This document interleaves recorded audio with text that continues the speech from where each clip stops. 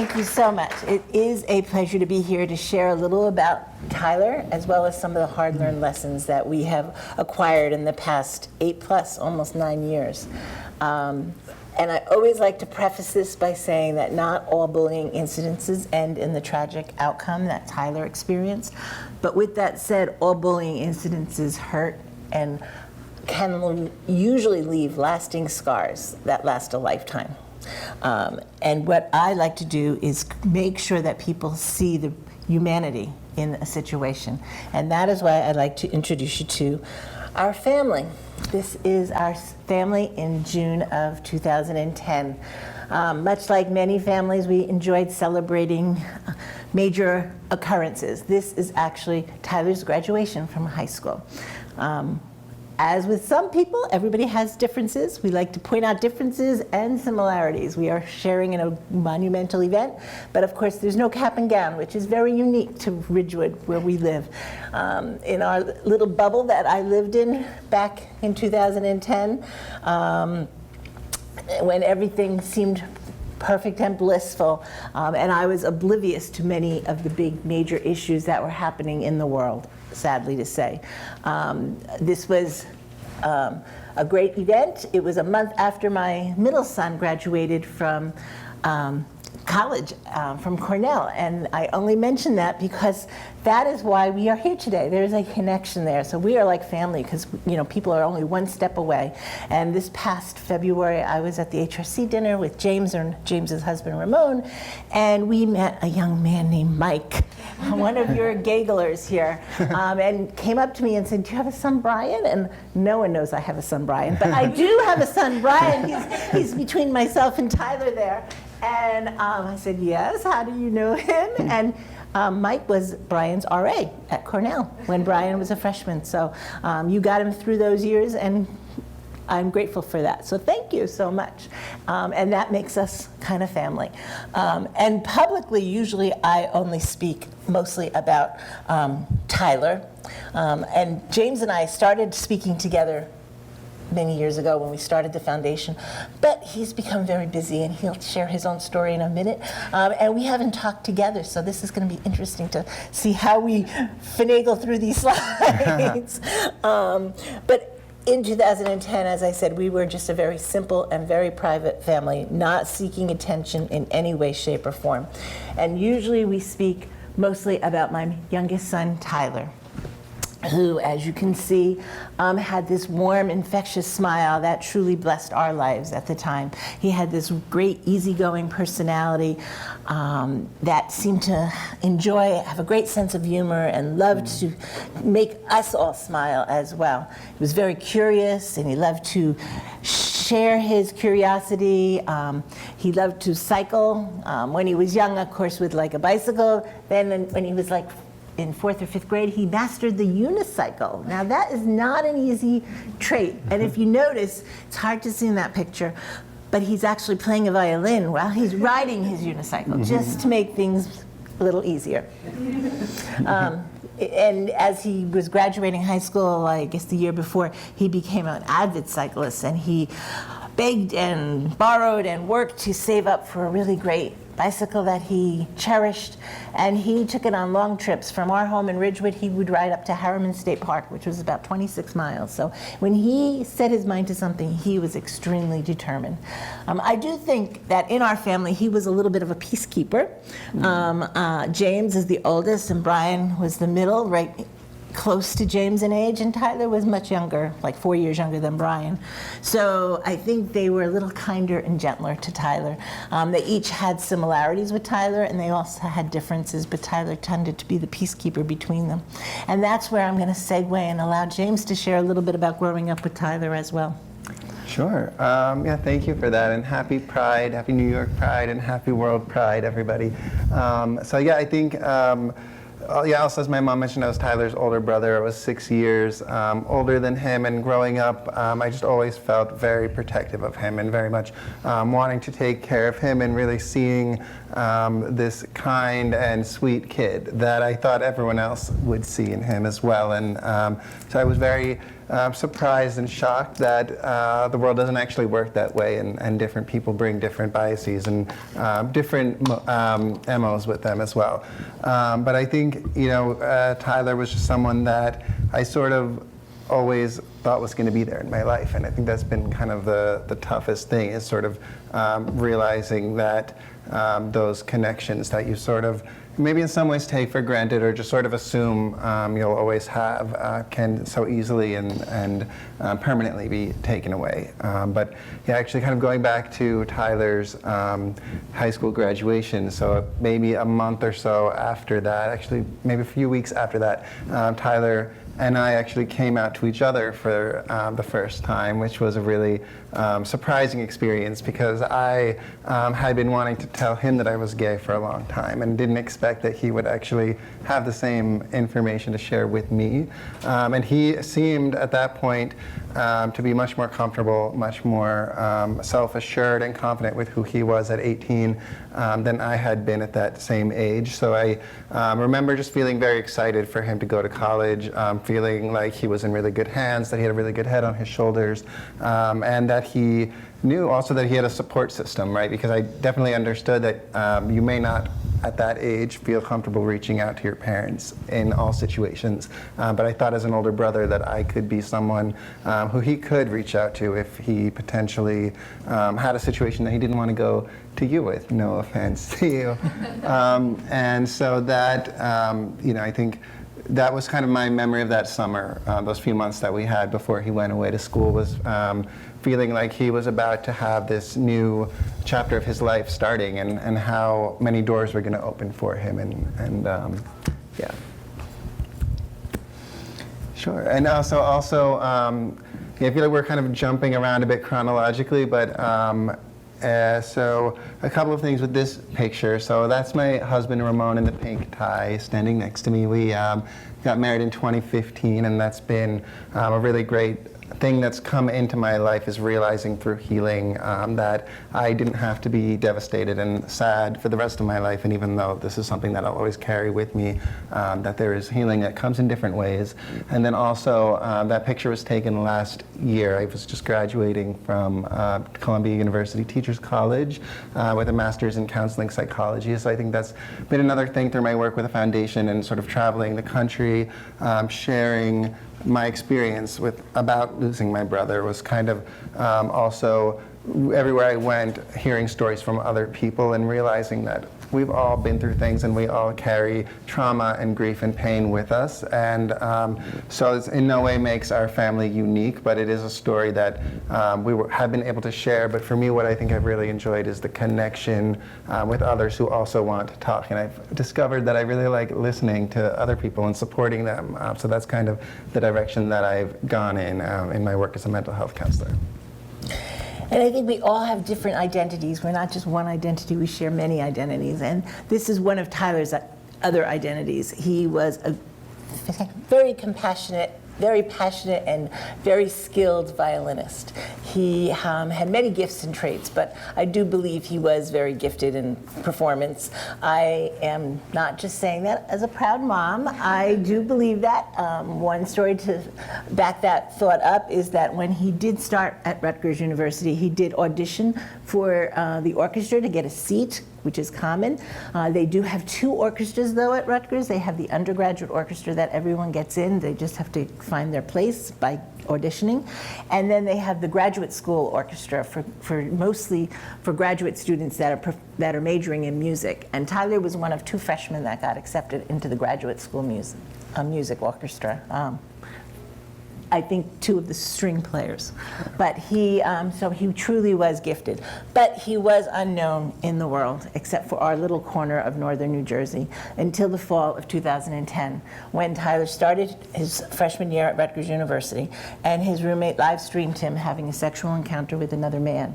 And then he posted about it on social media, tweeting about it and putting it on Facebook. And As Tyler continued to read those comments and those jokes, I do believe Tyler's reality became very twisted and distorted. And Tyler could no longer see how special and precious he was, but rather became very isolated and into a very dark place. And what breaks my heart is that I do believe Tyler's roommate did target him simply because of the God-given gift of Tyler's sexual orientation. It made Tyler different than his roommate, and Tyler's roommate used that difference to humiliate him in front of his new dorm mates. And as I said, as he continued to read those posts and comments and jokes, he couldn't see the resources that he had available to him, because Rutgers is a welcoming and safe place, but people don't become that way instantaneously upon arriving on the doorsteps of a job or a company or a college or a high school. It takes time to acclimate to that culture. And as Tyler's reality spiraled, he made a terrible mistake. He made a permanent decision to a temporary situation. And on September 22nd, 2010, Tyler died by suicide. He was only 18 years old. And as much as we would like to go back and change Tyler's actions, the reality is we can't. So what Joe and I did is we moved forward by starting the Tyler Clementi Foundation to make sure no one else would ever have to face the pain, shame, and humiliation that Tyler experienced. At first, we weren't sure exactly what we wanted to focus on, but we finally settled on bullying. So we want to put an end to online and offline bullying in schools, workplaces, and faith communities. And one of the reasons why we decided to move forward, because we are not public people, and what did we know about bullying, and what did I know about LGBT people? Nothing. And rather than I have two precious sons, and what did I know about mental health issues? I really did not know much about any of those things, but we did have a lot of public attention. The media picked up Tyler's story. There were many cases of suicides that fall, and the media did pick up on all of them, but Tyler seemed to continually rise to the attention of the headlines. And we wanted to utilize that and add our voice to that. As we started to gain our voice and moving forward with the foundation, we learned more than we ever wanted to know about bullying. And you can be thankful that you're not high school or middle-aged schools that we go and talk to, because we would ask you to tell us what bullying is, because I'm sure most of you do know the definition, but the legal definition is one thing, which is unwanted aggressive behavior among school-aged children, usually based on a real or perceived power and difference. But I do believe that it's not just school-aged children. If we don't identify behavior and change that behavior, it's going to continue on into adulthood. I mean, Tyler's roommate and Tyler were 18, technically, magically adults, right? Not in my mind, but legally. So that is why it's key for us that we want to make sure that we can identify behaviors and we can change those behaviors, because I do believe that it is possible. Absolutely. Do you want to say? Just the next. Right, so yeah, we also kind of explore about different reasons why people are targeted, and I think the main thing across different types of bullying and different age ranges is difference. So people are targeted for being different in some way, and we do know that sexual orientation tends to be one of the biggest reasons why people are being bullied. Gender identity, body type, ability, race, religion, culture are all also reasons. And I think even in the last few years, in the current political climate, that we've seen a lot more bullying just kind of being acceptable, being condoned, becoming more mainstream, and just the sort of tone of the culture that we're in now is much more harsh and much more oppressive than it's been in my lifetime, certainly. So we definitely are seeing a rise in bias crimes, a rise in what we call bullying, but really outside of the school playground. I mean, words like harassment and abuse and mistreatment could more accurately describe a lot of the behaviors that we're going to be talking about. Right. And it's not just kids being kids, and it's not a rite of passage. We have to stop the behavior. And as such, I do believe that all bullying instances are a mental health situation, and as that, both parties, the aggressor and the person being targeted, need mental health. They need resources. They need to learn how to change their behavior. They need mediation of how to problem solve with each other, because we need to be respectful. We can't all agree with everyone, but we need to learn how to have dialogue and how to show respect for everyone. Because oftentimes it's hurt people who hurt other people, and that's something we have to remember. So we need to be sure to be able to give the people that are in a situation the resources that they need. So we need to identify that behavior. Yes, so bullying has also changed a lot through the creation of social media, right? So when I was in high school, Facebook didn't even exist yet, social media didn't exist, and it was pretty much limited to these categories of sort of physical bullying, which is like hitting, shoving, spitting on someone, verbal bullying, right? Like using your language, calling someone words, and then social bullying, so spreading rumors about someone or not allowing someone to sit at your table in the cafeteria. That's sort of stuff that we've seen in movies and in sort of Hollywood depictions of what life looks like for young people. But today in 2019, and probably over the last 10 to 15 years, social media, the internet, sort of smartphones, everything, all the technology that we've developed has really been able to be used in ways to sort of continue that power imbalance that we're talking about. So, as a tech company, you would probably know that better than even us, but we do need to remind people sometimes that the cyber digital world, which was created for good and keep people connected and to keep people communicating quickly, can also be weaponized against others for harm. And that's what we really want to try to work to do, and I'm sure there might even be a component of Google that's working on that as well, because there are many nuances with having that mean-spirited expression of words in the digital space that are so very different than in person. I mean, if you were being targeted in your classroom or on the playground, it would be, what, 20 people, 30 people, maybe 50 or 100 on the playground, possibly, or lunchroom. But in the digital cyber world, as you well know, it could be hundreds of people, thousands of people, maybe even millions if something, I suppose, goes viral. And the worst part is like, I don't know if Tyler even knew how many people were seeing everything that was happening, because not everybody sends a comment or a joke. So things spiral out of control in your head. And you also become your worst nightmare, because as you're reading this, you can continue to log into it, even a comment that's only said once, because if you look back to that definition, it's repeated over time, a bullying incident. But you might say something meanly once, but the person who's reading it is reading it over and over and over again. In 2010, Tyler did not have a smartphone, because if they were out, we didn't have one. We didn't afford it. We couldn't afford it with college and everything.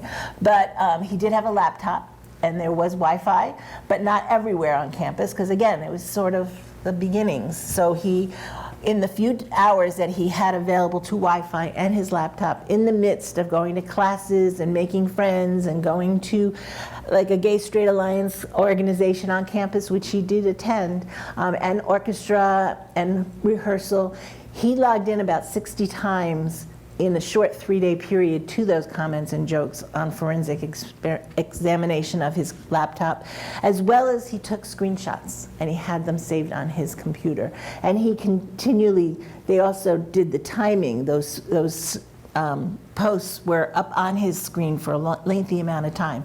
Matter of fact, the last thing he was looking at before he left for New York were those posts and comments and jokes. So they definitely bring you into a spiraling downward space. And we can't expect young people to not use the digital world. That's unrealistic. That's not where the future is. But we have to teach them how to manage the digital space and shut it down possibly for a short time so that they can get the help. Because there's one thing that we also learned is that it's a very isolating space. Even though there's thousands of millions of people there, it's a very isolating space, because usually the people that are in your life around you don't know what's happening on that screen. We didn't know, obviously we weren't still in the same physical space because he was away at on the campus at college. But it's still, even there are instances and people that I've talked with where they're upstairs in the bedroom and their parents are downstairs. You know, in the good old days when I got a phone call, my parents knew who exactly I was talking to, and they heard half the other side of the conversation because my phone was attached to a wall in the kitchen and I was standing there talking. And maybe there's not something to say about that. And they could see my expression, and they knew what I was experiencing, probably a lot better than what our young people are doing on their own individual cell phones. Any other comments, James, before we move on? No, I think that's covered. So I'm sure you're doing lots and lots of research, but we are partnering with AT&T, and we did do a poll. We did one in 2016 and one in 2018. One of the simple things that we learned doesn't surprise you. 48% of New York City youth, teens had been targeted already in the digital space. 75% have at least known somebody else or witnessed somebody else being targeted. I've seen statistics that are so much more. I've seen, I think, Microsoft, sorry, is that okay? Has up to 65% have been targeted already. So it just points to the fact that it is a problem and we need to learn to address it. Yeah.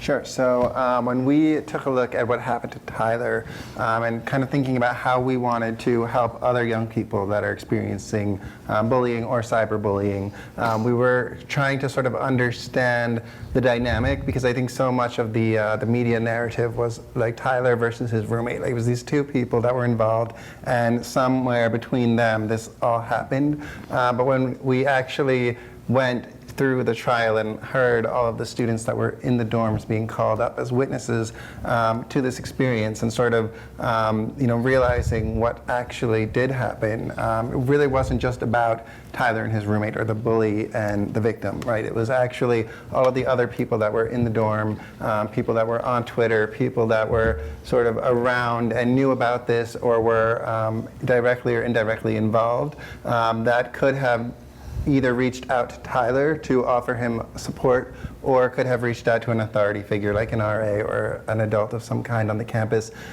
to let someone know that this was happening. And instead, all of those students chose to remain silent and not reach out to Tyler. So we decided that kind of engaging those bystanders and letting them understand that if you've seen someone being harassed, someone being hurt, someone being isolated, that it's really important to reach out to that person or reach out to an authority figure and bring an adult into the situation, which was our Turning Bystanders into Upstanders campaign. Right, we wanted to turn passive bystanders into active upstanders.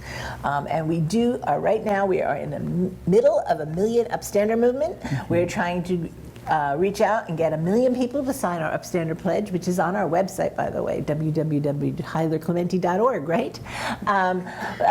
And we're about a quarter of the way. We're probably going to announce that we're a little above that, maybe at 270,000 or so next week. Stand by for the big note. But we still have a long way to go, so we really want to make sure everyone knows that it's important to change culture, that we need as many upstanders as we have. And as James started to talk about, there are 3 ways initially that we thought you could intervene. You could either interrupt the situation if you feel comfortable, never ever coming into harm's way, and we encourage youth not to come into harm's way, but to go to the second step, which is to report it to a trusted adult, because telling is not the same as tattling. If you have someone's welfare at heart, it's not about getting anyone in trouble. You need to report it. And in the workplace, it's the same thing. You need to report it to your supervisor, and if you don't get a response, keep bringing it up to the higher level and higher level.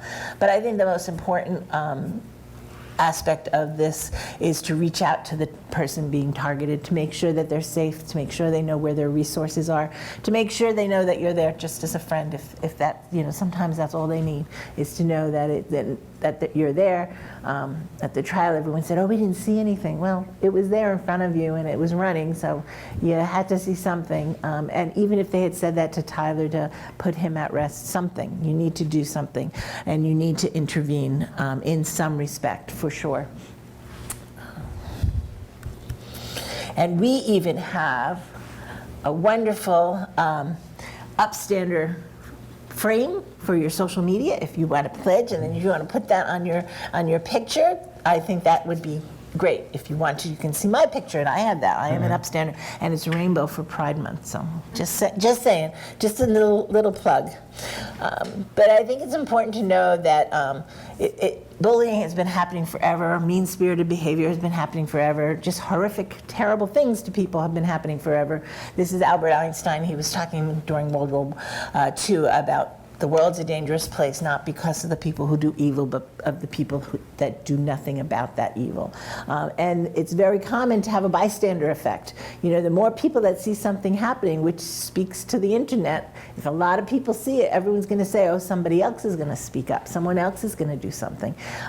It's, you know, I'm just, that's out of my comfort zone. That's too much for me. So we really want to encourage you to you be the one to speak up. And also one of our other initiatives at the current moment is we believe our political leaders should also be upstanders and should make sure that they take our pledge. And we are reaching out to all the presidential candidates. So if anybody has any connections, we've reached out to about 7 of them. 2 of them are considering, and 1 has already signed.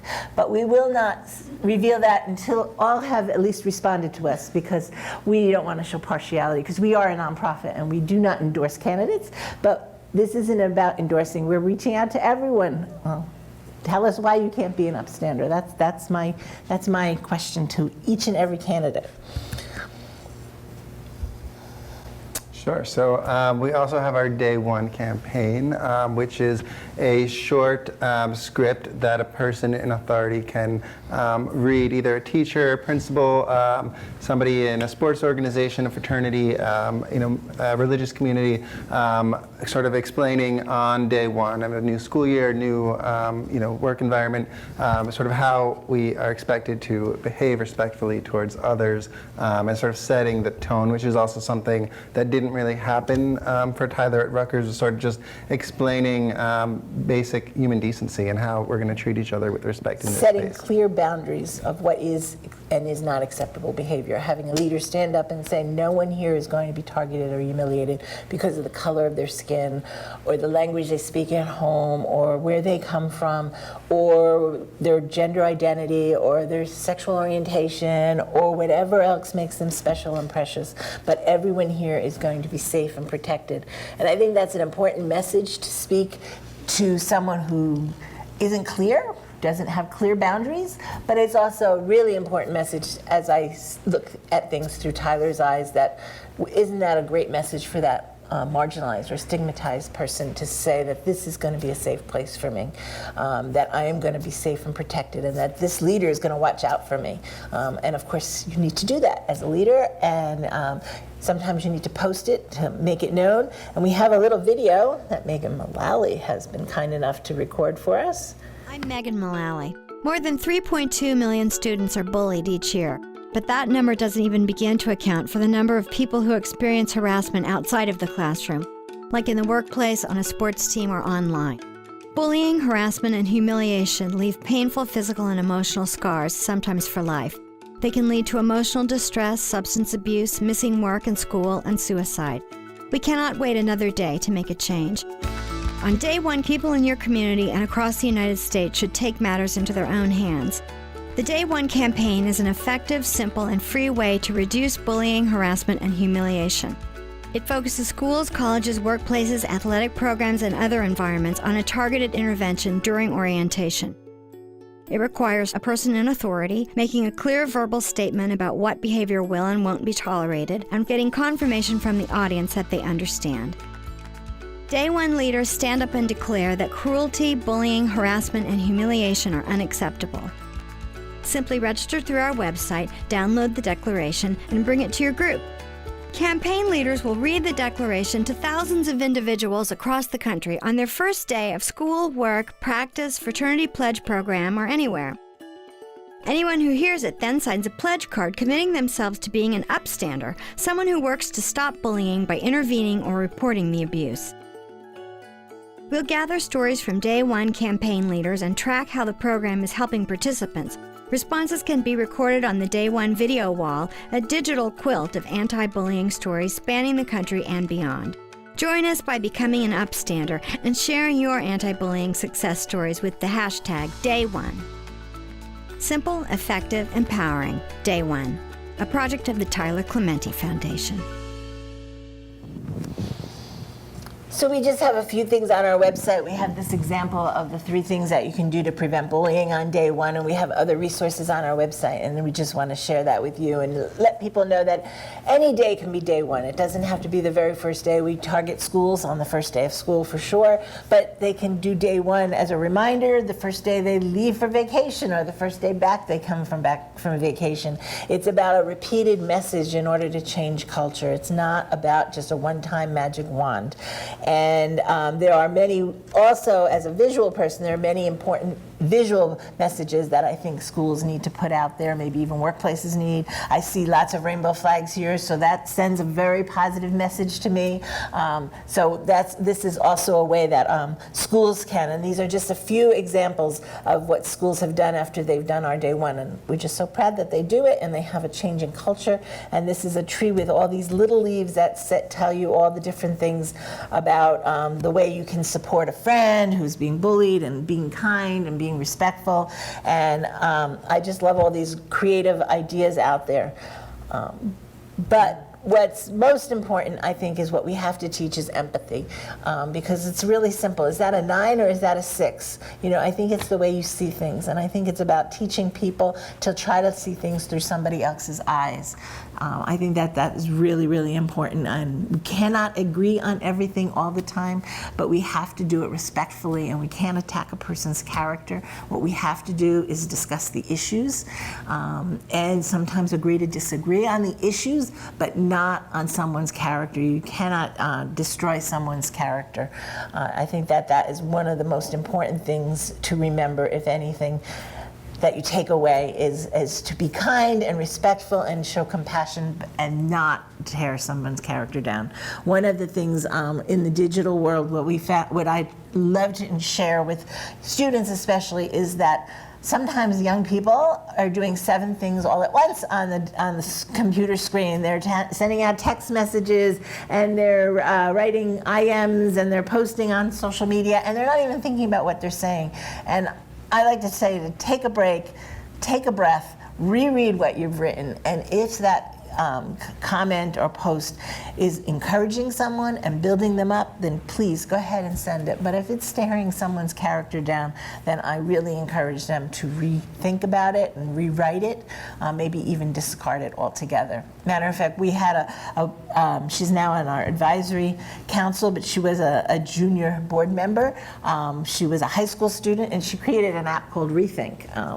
And what she had found is that if you download it, it identifies characters and words, and it actually just shoots a question back to the person saying, do you really want to send this? And her research on her app says that 95% of the people actually discard it, and they don't send them. Of course, they've already downloaded the app, so that means they're considerate people and they want to be kind, so that's kind of still the statistics, but I think most of us are. I think most of us are good, and most of us want to build others people up. And sometimes you don't even know, as you're sending out that joke that might be funny with tonal intonations and eye contact, but when it's written in the digital world, it's not, and the humor is lost, and we have to be careful of that. Not everyone understands that. Plus, there may be other people reading it if it's a group chat, and they don't understand your little nuance, and that's important too. What are the other people seeing around? So I do want to share just a little bit more about our foundation. So there is a Tyler Clementi Higher Education Anti-Harassment Act. It has been introduced and then reintroduced to every Congress since the fall of 2010, initially by Senator Frank Lautenberg. Most recently, it was reintroduced in this new Congress on May 15th, and it was introduced in the Senate by Senator Murray from Washington State and Senator Baldwin from Wisconsin, and in the House by Congressman Pocan from Wisconsin as well. But there is support for it, but we want to make sure it grows. It's about having policies in place on college campuses that receive federal funding to make sure that there are policies to prevent harassment, and also resources on those college campuses for those who have been harassed or bullied or intimidated. It is got listed protected classes on it, and that seems to be the holdup. People don't seem to care if people are targeted because of their race or their sexual orientation or their gender identity, and it can't seem to move through and get passed. But we are not giving up hope. Maybe it'll go through the House this time at least. We'll see. And one of our other initiatives is the True Faith Doesn't Bully, because I do believe that we need to go to the basic and to the root cause. And I think bullying is much more than just to youth in the classroom or on the playground. I do believe that it's through bodies of people, like through legislative inequalities, as well as through bullying from the pulpit. Because as a Christian, what breaks my heart is when people use scripture to teach misguidedly and have misguided traditions of dogma, bias, and discrimination that devalues the human spirit, and it really causes so much pain and despair. Faith was an important part of Tyler's story, and I think it added to his pain and turmoil as well. And we have to make sure everyone knows that being gay is not a sin, and that we are all perfectly created in God's image. And if you don't believe it, that's okay. But if you do want to believe it, that's where we're here for. And we do have one other really great gift to us, and that is a beautiful piece of music called Tyler's Suite. It was commissioned by the San Francisco Gay Men's Chorus and 6 other gala choruses, including the New York City Gay Men's Chorus was one of those 6. This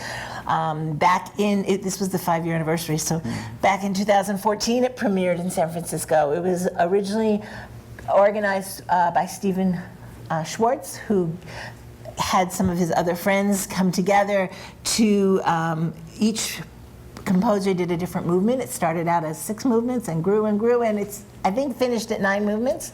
And it is just gorgeous. And if you go to our website, you can listen to it because we have it on our website. And it was just recently sung in Ottawa, Canada for the Canadian premiere. I haven't added it up, but it's been performed maybe 20 or 30 times in those 5 years. Some of the choruses do it more than once. But what was really meaningful was when New York City Gay Men's Chorus wanted to do an outreach, they actually came to Ridgewood, New Jersey, and that was very sweet. And they sang Tyler's Suite. And then the following year after that, or 2 years after that, Ridgewood High School performed it with the help of Ramapo College, because apparently I'm not musical, but apparently it's a very difficult piece of music, but if you split and conquer it, it's doable. And in Ottawa, actually, 3 choruses came together. Harmonia, which is a community chorus, Tone Cluster, quite a queer chorus, I think it's all the name, and they brought in 40 high school students to sing with them as well, and they did a phenomenal job. It was about 130 choral people up there, and it was really beautiful. And I think that's where we have to go, is we have to change hearts and minds. And what better way than to really dig deep with music, because I think music really resonates deep within you and causes people to rethink some things in life, I think. Any other comments? So I do think that this quote from James Baldwin pretty much sums it up, that we can agree and still love each other unless your disagreement is rooted in my oppression and denial of my right to exist. And I think that about sums it up. I mean, I'm all for free speech, but you can't destroy and harm another person with your free speech. That's my thought. We have to learn to build bridges and be respectful. So I do want to close by telling you that we do have some volunteer options. I do want to just plug the foundation, the Tyler Clementi Foundation.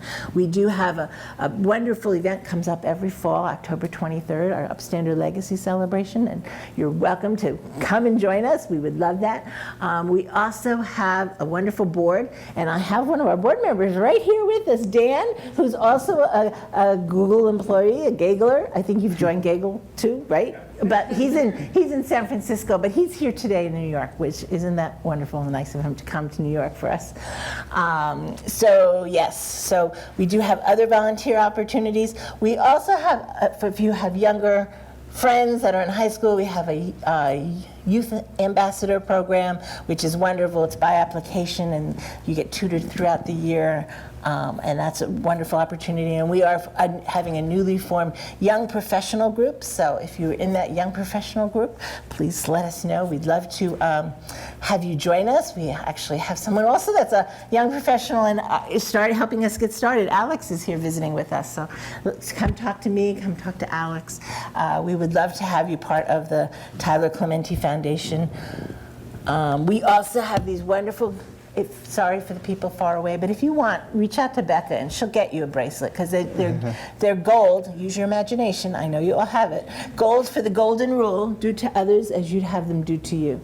It's something Tyler didn't receive, but it's something we want to make sure everyone else does. So as you wear it and you think about Tyler, think about the human consequences and the humanity involved in your words and in your actions. And for you that are old school like me, we have some information, but you can go to our website. And also, always use social media wisely and for good, which means to like us on Facebook and follow us on Twitter and go to our website, tylerclementi.org, and pledge to be an upstander. Because I think I have a room full of upstanders here. And who knows, maybe out there in the cyber world, maybe even more.